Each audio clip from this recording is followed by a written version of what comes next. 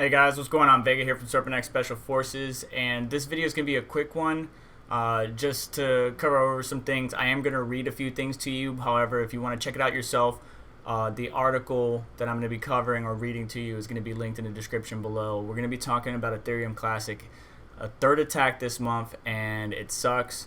It's impacting the network hash rate and a number of variables, what we're moving to as far as proof of work algorithm, and just my general thoughts. So stay tuned, and if you like cryptocurrency content, crypto mining content, technology related content, then subscribe to this channel, because that's what this channel is all about. So around the beginning of this month, we got our first attack. A buddy of mine, Crypto Mikkel, and myself were doing an episode of Caffeine and Crypto, when previously we heard about the first attack this month. This wasn't the first attack overall, but it was the first attack on Ethereum Classic this month, and it's unfortunate that we're already on our third one throughout the month. What this attack did was reorganize over 7,000 blocks, or 2 days worth of mining, according to the tweet shared by BitFly. The first two attacks reorganized about 3,693 and 4,000 blocks respectively, and the tweet from BitFly was also posted by Carter from Bits Be Trippin'.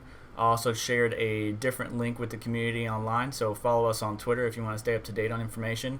Notably, a leading organization behind the Ethereum Classic network, ETC Labs, announced its strategy to protect the network from additional attacks last week, including defensive mining that is intended to stabilize the network's plummeting hash rate and resist future 51% attacks. And the hash rate has been plummeting over the course of the month. I mean, it kind of stabilized there around let's say 3 mega hash, or 3 terahash, excuse me, but right now we're at 2.29 and been kind of sitting between that 2.5 2.3 terahash range. Steven Lohoya, if I pronounced that correctly, technology coordinator for ETC Labs, mentioned to CoinDesk that they kind of find the timing of the attacks very suspicious, as it came the day after the meeting with the Ethereum core developers regarding an aggressive innovation to the blockchain's proof of work.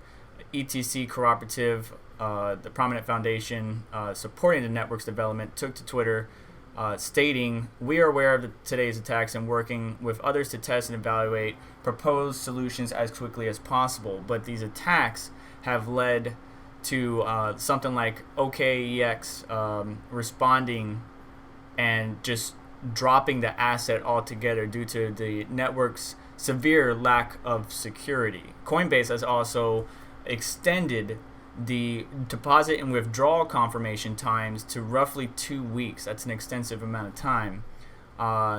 Recently, after this latest attacks, though, FTX will consider its ETC perpetual futures contracts, according to the CEO, Sam Bankman-Fried. And he said, even though FTX doesn't support spot trading and the cryptocurrency network insecurity has less of a direct effect on the risk of offering futures trading. Cryptocurrency itself, so ETC, seems largely unaffected by the series attack as far as pricing, trading at $6.86 when was last checked, and is only less than 4% below where it was during the second attack. The coin has traded hands between $6 to $8 for the entire month of August. I'm looking at that data. So here's the beginning of August, right about here. So you can see on August 1st, me and Mikkel did our show, and it was the attack happened prior to that. Was it August 1st? Yeah, it was August 1st. And you could see here, you know, we were kind of pumping up. The attack happened on the 1st, and then here comes the 2nd, early morning on the 2nd, and you see that big dip. We dropped all the way down from about $8.30 to $6.50. And then we pulled back up and kind of stayed in that $7.27, $7.20 range. And then another attack happened. We did come back up, and then now we're settling around the $6. I would say about $6.50 right now for the ETC to US dollar. If we look at the BTC, let's see what's going on. It's on a downtrend as well from the beginning of August onwards, just on a negative downtrend. And the hash rate, most importantly, is just not good, because it can easily be attacked again. And even though we are moving to SHA-3, Alex notates and said on Twitter, it's been a long road, but it has happened. The ETC changed proof of work to SHA-3. The ECIP 1049-96 proposal has been moved to last call, 6 weeks until accepted. About a month and a half is plenty of time for another attack to happen. We don't know who's doing the attacks, or if, at least I don't know. And SHA-3 is not really an algorithm that I would like to see Ethereum Classic go to. Maybe PoW instead, but I'm just a PoW supporter. I'm not trying to shill or anything like that. It's just SHA-3 is just not as good of a choice in my opinion. For example, here's some of the hash rates. I know the 1660 Ti that I got in my main system is getting about 650 mega hash.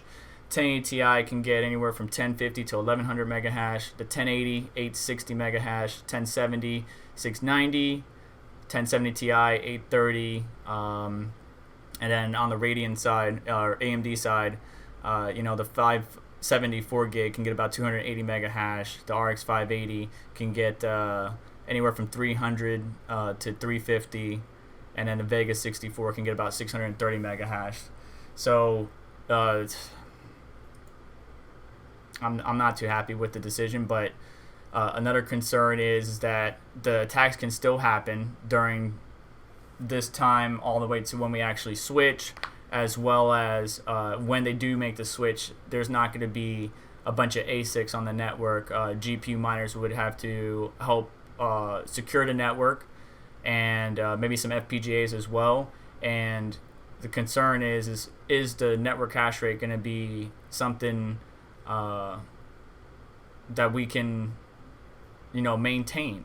Are a lot of people going to switch over, or once they move to SHA-3, is everybody just not going to mine that? Why, when you can just mine Ethereum? So it's kind of a mixed bag. A couple of SHA-3 coins is MaxCoin and Smart Cash. Smart Cash has a number of different pools, MaxCoin a number of different pools, but not very popular. Wouldn't use this as like a baseline, but if you did want to mine SHA-3, there are GPU miners as well as CPU miners. We got CPU miner multi. We got CC miner from Alexis. I think it's 2.1.3. Don't quote me on that. A number of different releases. You got the NiceHash excavator miner, AMD's got SG miner. So there are miners for it, not as many as the popular ones that I would like to see. And SHA-3 is not as popular, at least with me. So we'll see how everything pan out. If you guys want some more detailed information, check out Red Panda Mining. He did a 52-minute long video and goes really in depth and detail with the information. Honestly, I sold about 30-40% of my Ethereum Classic holdings, and I still have a great portion of it, but I sold 30 to 40% towards the beginning of the first attack, just to try to gain, not follow this downtrend. Whether we'll continue to fall down against the U.S. dollar or fiat or against the BTC is anybody's guess. I'm just not too happy with SHA-3 as the choice that Ethereum Classic's moving to. I wish the program, the team, the devs, everybody the best in the project as a whole, but I think they should have chose a better algorithm to switch to, something that's more focused towards GPU but somewhat resistant. I know this is a cat and mouse game trying to make your project ASIC resistant, but there's always going to be that cat and mouse of we switch algos, ASICs are built, we switch again, ASICs are built or modified or whatever. FPGAs can just be reprogrammed, GPUs can switch algos, but this SHA-3 is not really good for GPUs. I've seen a lot of people that are mining it. They may be mining it with their GPUs, but some of them are mostly mining it with their CPU. I could be wrong on that. If you are mining SHA-3 like Smart Cash or MaxCoin, because there's not a lot of coins on the Kakek or SHA-3, let me know in the comments, because I'm very interested. So just be aware. The impacts of these attacks is you know, certain exchanges may be delisting, certain exchanges are delaying you know, confirmations. Some projects may not even be considering ETC for certain ventures, whether it's future contracts or not.